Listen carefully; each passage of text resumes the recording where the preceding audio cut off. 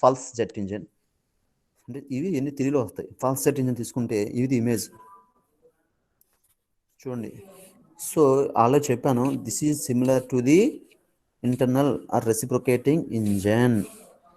So ఇప్పుడు వరకు చెప్పినవన్నీ కూడా ఏంటంటే బ్రెటాన్ సైకిల్. బ్రెటాన్ సైకిల్ అంటే సింపుల్ గ్యాస్ టర్బైన్లో రన్ అయ్యవన్నీ కూడా బ్రెటాన్ సైకిల్ మీద రన్ అయ్యాయి చెప్పాను. సో ఇప్పుడు చెప్పేది ఏంటంటే only running based on the reciprocating engine. అంటే ఆ మోడల్ అన్న బేస్. ఇప్పుడు ఐసింగ్ అవుతుంది సక్షన్ స్ట్రోక్లో ఎయిర్ ఫ్యూల్ మిక్చర్ అంటే అవుతాయి. I mean air fuel mixture, తర్వాత కంప్రెషన్, నెక్స్ట్ కంప్రెషన్ జరిగి తర్వాత ఎగ్జాస్ట్ గ్యాసెస్ బయటికి వెళ్ళిపోతాయి. సేమ్ ఇక్కడ అదే జరుగుతుంది. ఫస్ట్ ఇక్కడ నుంచి ఎయిర్ ఎంటర్ అవుతుంది అమ్మా. ఇక్కడ ఏంటంటే సమ్ గ్రిడ్ అని ఉంటుంది. గ్రిడ్ అంటే ఏమిటంటే సైడ్ని V shaped non return walls ఉంటాయి. అంటే ఆ వాల్స్ ఏం చేస్తాయంటే act as a non wall. అంటే ఏంటంటే ఇక్కడ ఎయిర్ అనేది ఓన్లీ ఒక డైరెక్షనే, మళ్ళీ వెనక్కి వెళ్ళడానికి లేదనమాట. సో ఆ విధంగా ఏం ఎయిర్ ఎంటర్ అవుతుంది. మీరు ఫ్యూల్ కావాలి కదా, సో ఫ్యూల్ ఇంజెక్టర్ ఇది. సో ఇక్కడ నుంచి ఫ్యూల్ పంపిస్తాం, సేమ్ ఇంజిన్ లాగా అనమాట, ఐస్ ఇంజిన్ లాగా. ఓకే, ఎయిర్ ఇటు నుంచి ఎయిర్ ఇటు ఫ్యూల్ కలిసాయి. నెక్స్ట్ ఏం అవ్వాలి, రెండు ఇక్కడ ఏమవుతుంది, ఇటు నుంచి వచ్చేది ఏమవుతుంది, కంప్రెస్ అయ్యి వస్తుంది. ఇటు నుంచి ఏమైంది, కంప్రెస్ అయ్యి హై ప్రెజర్ నుంచి కదా.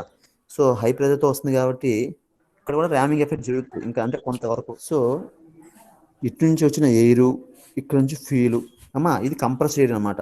సో కంప్రెస్ ఎయిర్ ఫ్యూలు ఏమవుతుంది, నెక్స్ట్ ఏమొస్తుంది, రెండు బాగా మిక్స్ అయిన తర్వాత ఏమిస్తాం, స్పార్క్ ప్లగ్ నుంచి స్పార్క్ ఇస్తాం. ఏమవుతుంది, అక్కడ కంబషన్ జరుగుతుంది.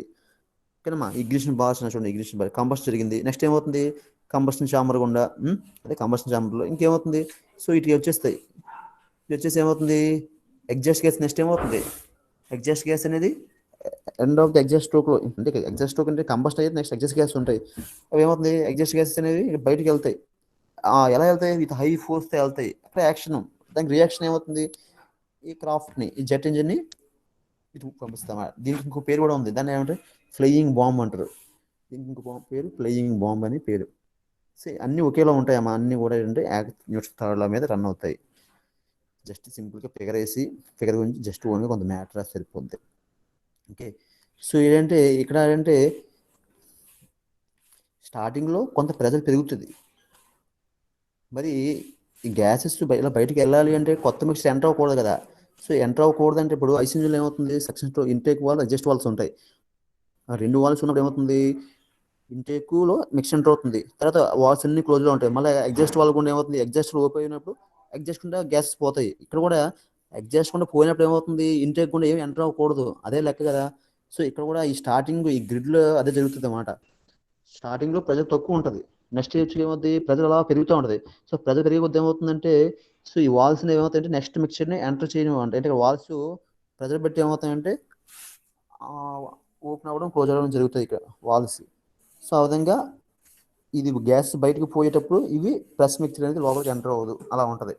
ఏమవుతుంది, ఆగి ఆగి జరుగుతుంది కాబట్టి, కంటిన్యూస్గా జరగట్లేదు కాబట్టి దీనికి ఇంకో పేరు ఏంటి, ఇంటర్మిటెంట్ టైప్ అనమాట.